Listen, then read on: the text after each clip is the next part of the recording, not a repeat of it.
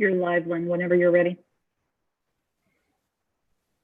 I'm just waiting for Mark Davies.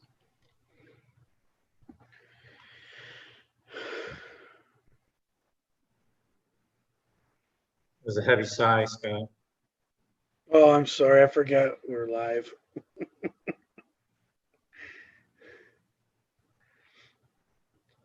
There we are. Hi, Mark.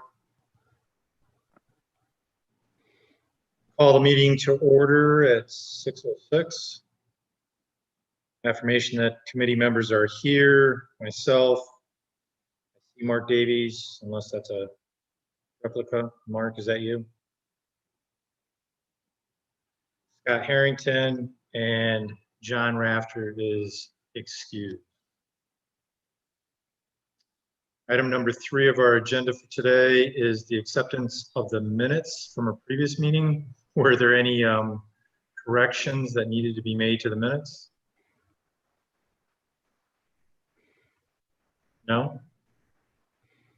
Seeing none, hearing none, we'll accept the minutes as provided by Finance Director. Ginny, I'm sure we're going to have some discussions on a couple of the items. Looking to go through on A, the budget amendment for the airport. Quick explanation is that you guys see the narrative first off that Ginny provided on Friday for us? Do you have any questions about the budget transfer? Any concerns? No? Mark, you're good with it? Yes, I am. Thanks, Lynn. If you guys don't mind, I mean, just between the three of us, if we want to have our mics unmuted, that's fine with me. I don't think we get that much background noise. It might expedite things a little bit easier. Since we're a small. Sounds good.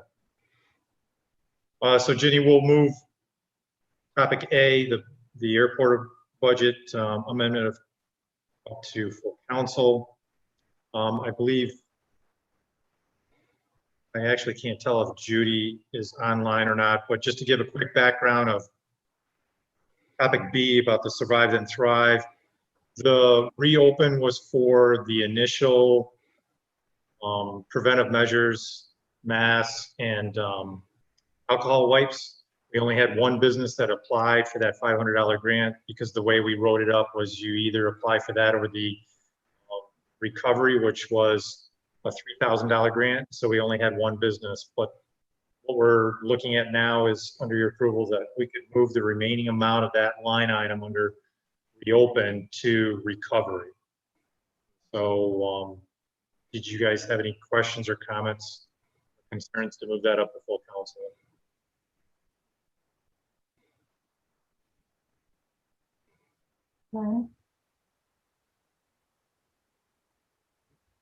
Scott, you're good with that? Yes. Mark? Yep, same. Yeah.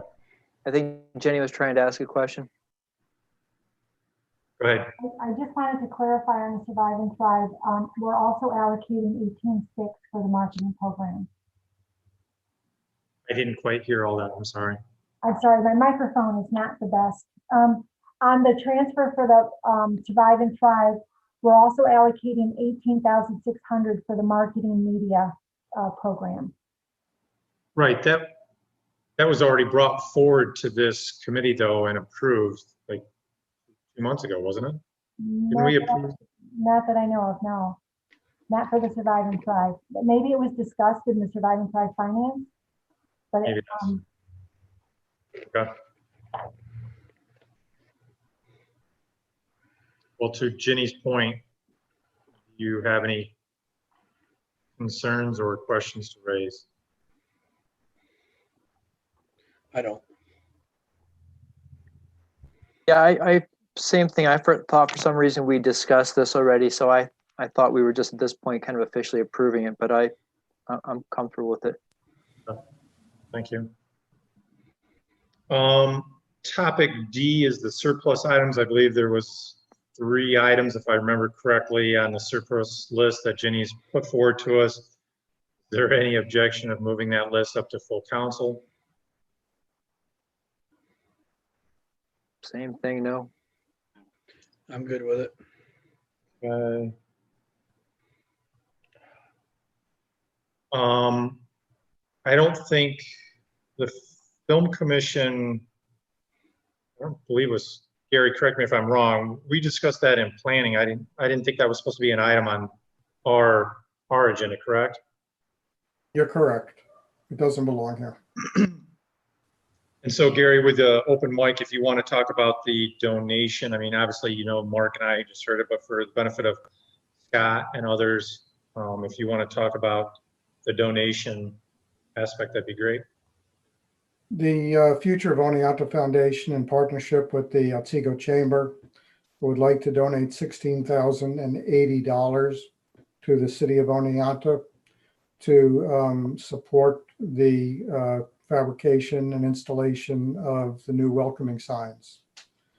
This would allow us to increase, it makes our money go further.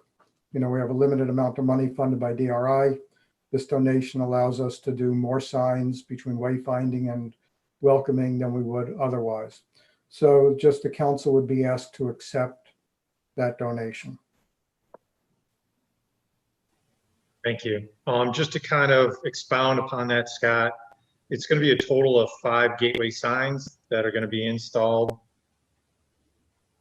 And as it was discussed in planning, and Mark, please help me in my memory, but it looks like 2 will have acknowledgement of the donations of the donators on the two major signs. At those major locations, we're going to come up with a price for another sign, a separate sign for this 2 or 3 service organizations that we still have in Oneonta.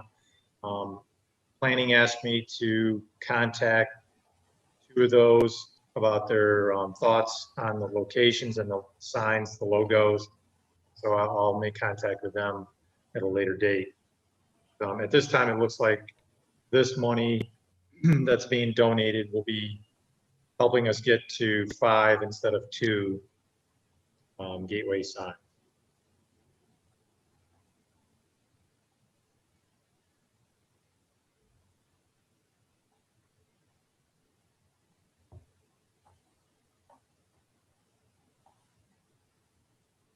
Thank you. I guess, are you guys good with moving this up to full council, or do you have any other questions or comments? I think it's just pretty clear, but thanks to the donors, I think this is great. $16,000 gift. It's fantastic. It will go a long way with those signs. Absolutely, and plus it'll give an opportunity for the smaller service organizations to have you know, their own signage out there on those locations. So I think it's a win-win all the way around.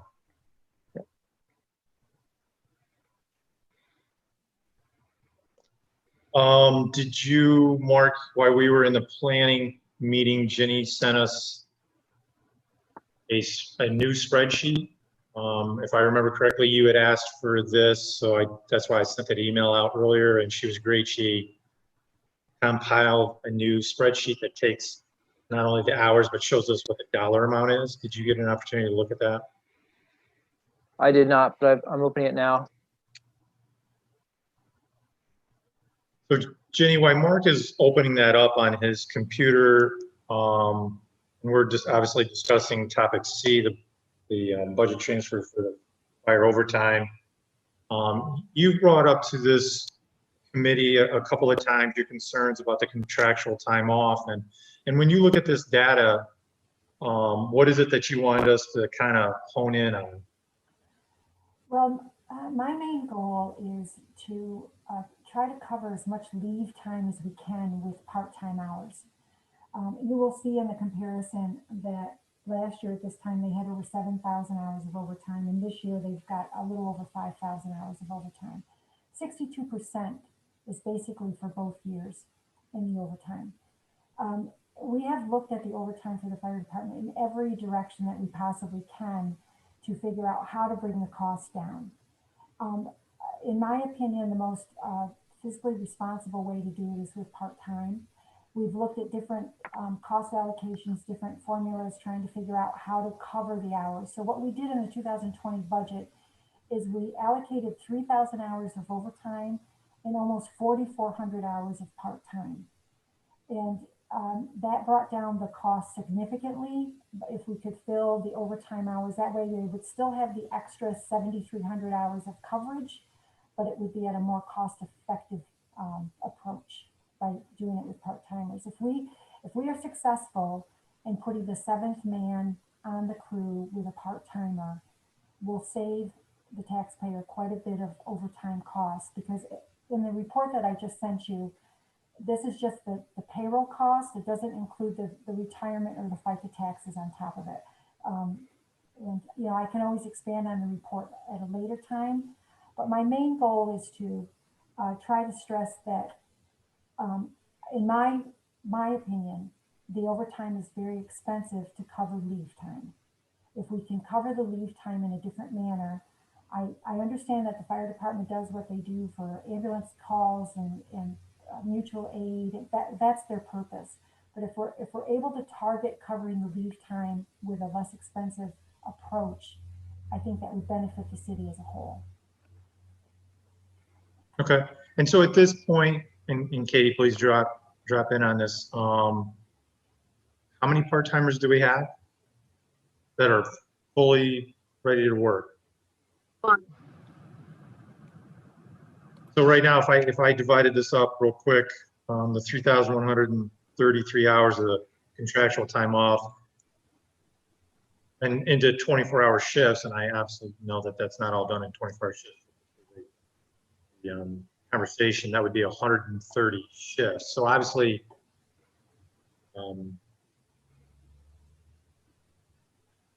this allows us an opportunity to continually take a look at this. And so from your standpoint, and maybe Katie's, what are you looking to do with the part-time program?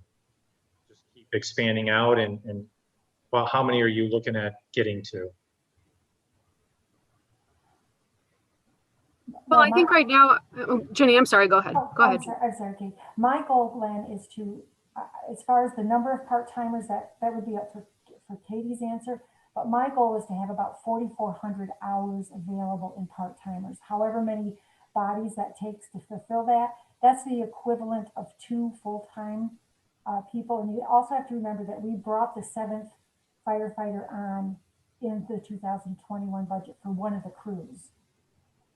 So on top of the 7th firefighter for one crew, we also allocated about 4,400 hours of part-time. So that's my goal, is to fill those hours with part-timers.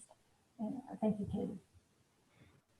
Sure. So, I mean, Jenny, if you're saying that it's your goal to get about 4,400 hours in part-time hours per year, that's approximately 4.5 to 5 part-timers.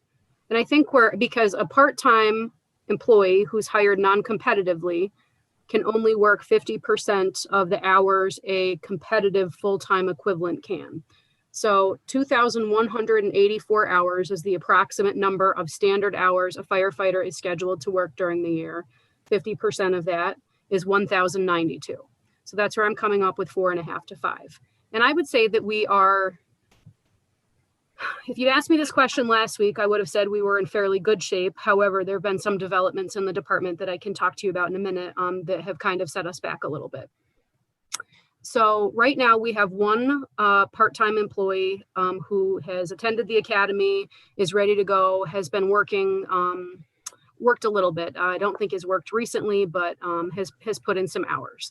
There's 2 who we are processing, and they're very well qualified. They're coming to us with at least some of the requirements that they need, but they're approved by the council pending the completion of their background requirements, but those just aren't done yet. So as soon as we get the word back that all of their background checks have come back satisfactorily, then we'll be able to just put them on the schedule and get them started with some training. The setback that we've had is that this committee considered a residency waiver for one of the firefighters at the last meeting, and that person has since resigned. So now we're behind again. And we have a retirement of a captain scheduled for October. So we're going to be looking to basically start again from the ground up with 2 brand new firefighters. So I'm hoping to bring those to the committee very soon so that we can proactively fill those spots, so that that way we're not automatically filling 2 more spots with overtime by the time those 2 vacancies, those 2 people actually leave. Oh, was that individual's reasoning is because the council would not go to the 60 days, that it was voted upon to go to the 30 days and that's why they resigned, or? I think that there were a variety of contributing factors, but I don't think that that helped.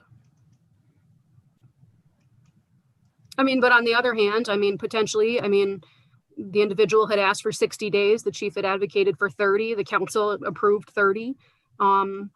If the person had decided they were going to leave, then perhaps they would have stuck around for another 60 days and not moved and then resigned then. I mean, it's really hard to say at this point, but there were a variety of factors that contributed to it. And it's a very unfortunate news that we received. But well, again, my plan is to proactively fill the spot as quickly as we can from Right. the mandatory eligible list, so that we're not, you know, again, perpetuating the overtime problem. Right. And so that individual, though, is still on the hook for finances, right? If I remember this correctly.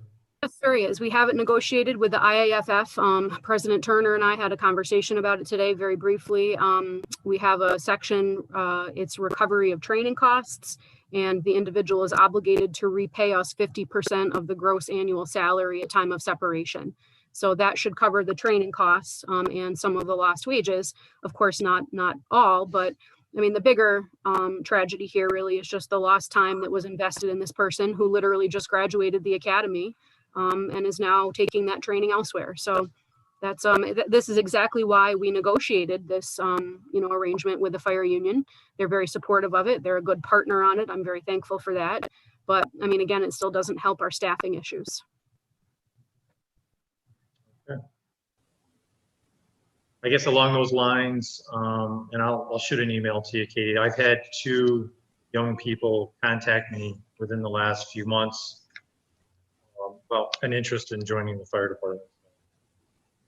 That would be a wonderful time, only because, like I said, we have 1 part-timer who's all trained, ready to go. I mean, I may, again, this news of the resignation is so soon, I may suggest to you, it'll be your decision, that we temporarily put that individual into the full-time spot. I mean, just to cover until we make a staffing decision.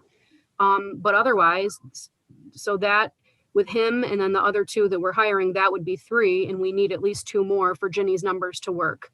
So we consistently advertise, we consistently attempt to recruit, but I mean, given the requirements to be a firefighter, it's difficult to fill these jobs sometimes. So if you have people who are interested, by all means, please send them my way. Okay. So I guess getting back, Ginny, help me out. I don't have this on my computer screen. Was it $40,000? Yes, for the transfer, yes. Okay. And we had already approved, I believe your email told us we approved 70,000 earlier. Yes. So if you approve the 40,000, that will leave a balance just under 30,000 for the remainder of the year for the part-timers. When do you think you're going to be coming back to us to ask for more money from the part-time budget to cover the overtime budget? Well, if nothing changes, the average cost per cycle the past 4 or 5 cycles has been about 13,000 per cycle. So I'm thinking that they're already 10,000 in the red. So this is only going to take us probably for 3 to 4 more cycles, you know, if nothing changes as far as. Now, I don't know if most of the firemen have had their vacations now, and maybe the leave time will be cut down a little bit. That I'm not informed on. But I'm trying to do this in sections, with the hope. And of course, when I wrote this up, I did not know about the firefighter's resignation. One thing to keep in mind, I'm sorry to interrupt you, and I don't know if it's just the timing of the chief's report, but I think there might be an error because it shows that there's a very low number of hours for 207A coverage, and we have a firefighter who has been out probably for the better part of the last 2 months and who I do not have a return to work date for. And I'm not sure if he'll be able to return before the end of the year. So again, every shift that that individual misses is being covered by overtime. So just be sure you're keeping that in mind too as you make your projections. Does any of the, Scott or Mark, do you guys have any questions? With regards, well, there's twofold. I mean, obviously the personnel is one issue, but the item on the agenda was for the budget transfer of 40,000. Is there any objection to moving this to full council? I mean, obviously we're $10,000 behind. Yeah, I mean, obviously we're in a tough position, right? We need to cover this time. We need to have the crew on hand. I appreciate the plan of trying to use the part-timers. Seems like that plan was beginning to have a little bit of an impact, considering the hours this year are lower than they were at this time last year. But now we're dealt another unfortunate blow with this full-time person resigning. So obviously we have to do it. I think we need to try to continue with that plan of getting those part-timers there. And I guess I'd like to take a step back and begin to think about what are ways that we can increase the pool of part-timers. And I recognize, Katie, you've said it's very difficult, and I could probably figure out some of the reasons myself, but I'd love to be able to see if we can get our head around that and ways to be able to have a very active and robust pool that we could dip into. And not that you haven't thought about this, but if there's other things we can think about to try to address this. Right, and Mark, I just want you to remember that it's hard. This is not an easy task. This is something that's been going on for probably 20 years of recruitment of part-timers. This is not easy because when you get someone with the level of training that they qualify to be a full-timer somewhere, that's generally what happens. Yeah, no, I recognize it. And I recognize there's other problems with just recruiting people to this area. So I get it. It's just, seems like this is just an ongoing problem where we're just putting out a lot of overtime money. So I think we need to figure out how to fix this of some sort. Right. Okay, I think that completes the items that were on the typed agenda sent out Hey, to us. Len, real quick, what's the starting pay for a part-timer? Part-time firefighter? Yeah. I'm pulling it up right now. I don't know offhand. There's a negotiated range. Jenny, do you have the part-time wage scale in front of you? Yes, hold on, let me just call it up. Okay. You said that's negotiated with the union then? Well, so we technically have 3 classifications of firefighter. There's the call firefighter, which are people who are generally, that's where they start. They're not trained. We sponsor them. They can come in and help in an emergency situation only. They can help with hoses or help, with some, very, non-emergency, emergent tasks. Then we have part-time firefighters who are members of the IAFF. They're members of the fire union. And then we have the full career firefighters.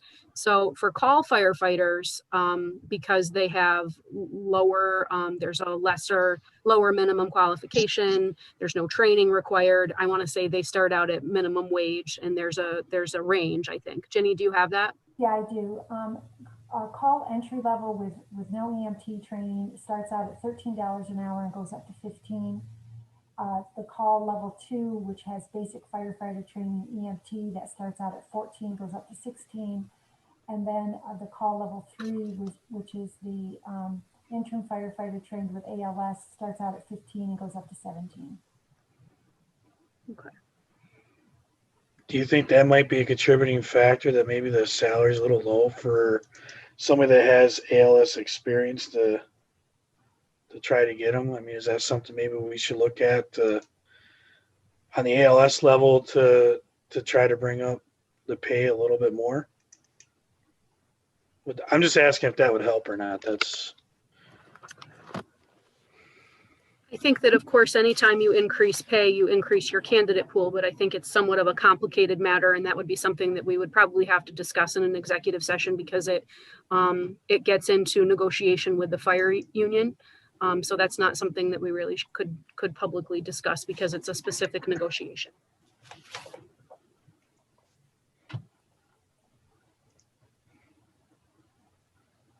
But yes, to your point, Scott, of course, I would agree completely that increasing the pay would certainly have an impact on the candidate pool. Katie, the hourly rates that I just shared with the committee was for the call firemen, but the part-time firemen, according to the fire contract for 2020, starts out at $14.90. And then there's a second level of $15.96.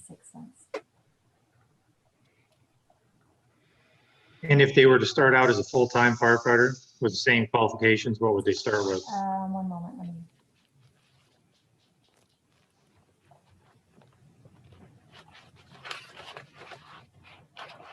Full-time firemen, the starting pay is at $17.17 for 2020.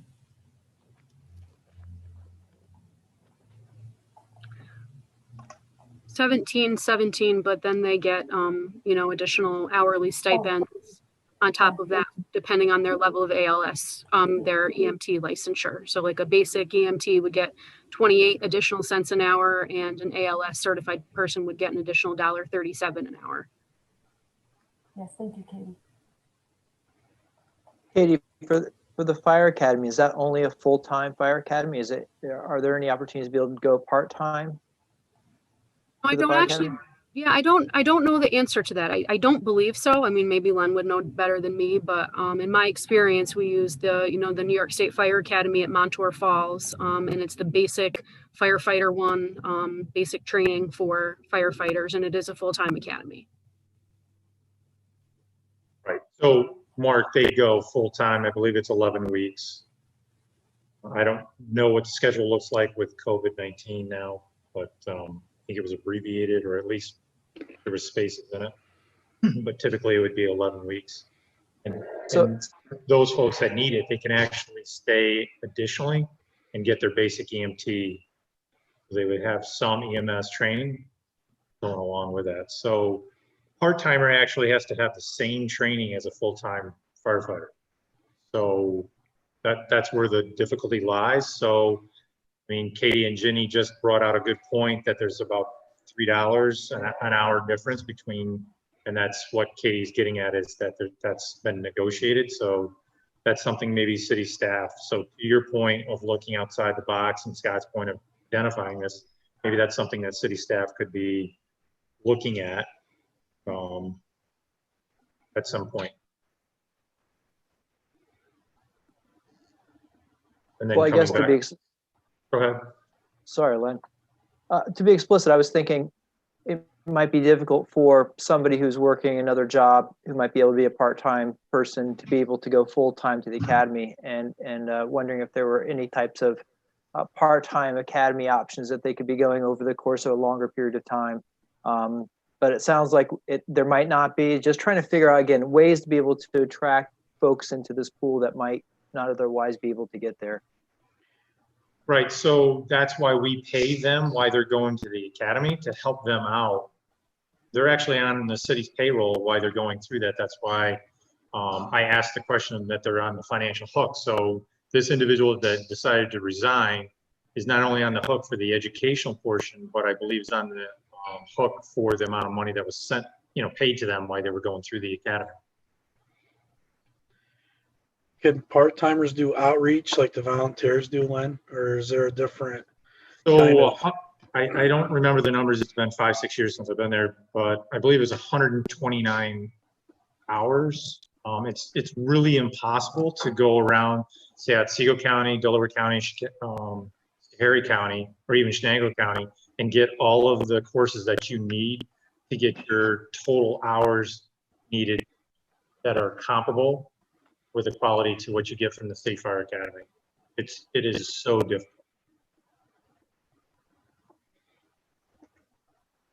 Len? Yes, Jenny. In light of this recent resignation, would you like to amend the budget transfer to go up to 50 instead of 40? Given the case that you're already $10,000 behind, I think that would be smarter. Okay, You said, if I heard you correctly, you said 3 to 4 cycles, we were going to be back at this, correct? correct, And I'm assuming a cycle is the 2-week pay period that you're referring to. yes. Do either one of you have an objection of increasing the amount to 50,000? No. Got to pay the guys. All right, so on that particular item, we'll move it up to full council. Is there any further discussion on this particular thing? I don't think we're going to solve the problem tonight. It's something obviously we're going to have to keep talking about. Okay. Scott, you had sent the committee an email prior to tonight's meeting asking if we would look at, an overall look of when we look at an opportunity for a business to come in. How is it, or what is it that we expect? A kind of a checklist. I don't see Judy on here, so maybe we could table this item so that we could get Judy invited to our meeting. That'd be all right? Yeah, that's fine. Mark, are you good with that?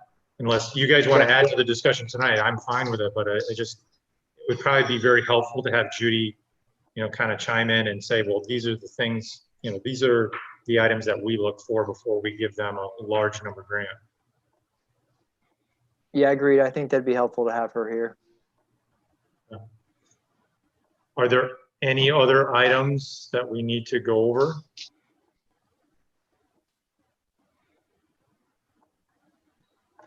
Jenny, did we cover everything? I believe you did. Katie, do we need to go into executive session? I don't have any request at this point, no. Gary, is there anything that you would like to add? Not from me, thank you. Okay.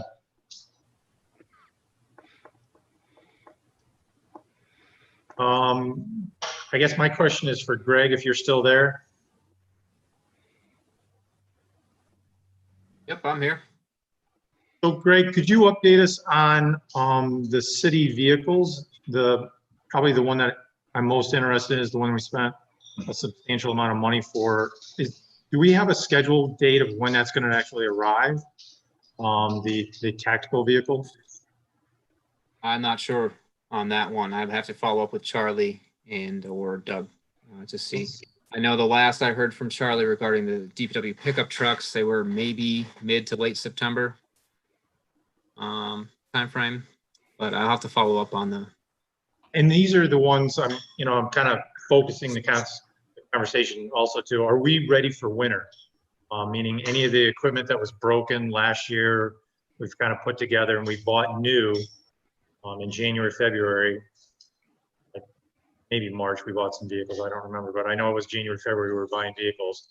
Are they coming in on time and they're ready to go into service for winter?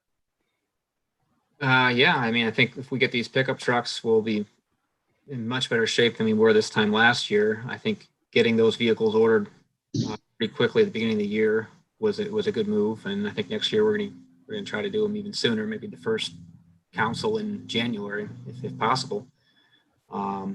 We'll be putting some bids out, getting prices in December once the budget's approved, so that as soon as possible in January we can order them, put ourselves in the best position. I think some things have been slowed due to COVID issues, but we're hopeful that we'll have everything. I'm not real concerned about dealing with winter as far as DPW is concerned. Okay. So did we go ahead and purchase the vehicle and it's scheduled to arrive? That was for the code enforcement office? Because I think from the previous meeting, you guys were saying that you're having difficulty trying to fill that slot, that we're still outsourcing. That vehicle is one of those pickup trucks I mentioned. It's hopefully coming in September. I wouldn't hold my breath. It might be a little longer than that, but that's last I heard. Rough timeline. And I guess on the HR side of things with you and Katie there, how are we looking for the staffing projections that you guys had given us before, meaning like the code enforcement officer, maintenance position. I don't know what we're calling that. I forgot. We were going to have 2 part-time laborers or maintenance workers that would work primarily for the code enforcement office, but also help out with DPW as needed if time permits, given fluctuating needs in the code enforcement office. We haven't recruited those positions yet because we don't have equipment for them to use. That's what that truck is going to provide. So now that we're getting closer to, I'll check in with Charlie and see if things look like they're on schedule, and we can start that recruitment process. As far as other DPW positions, we've filled a couple of those. We're still interviewing. So we're making progress.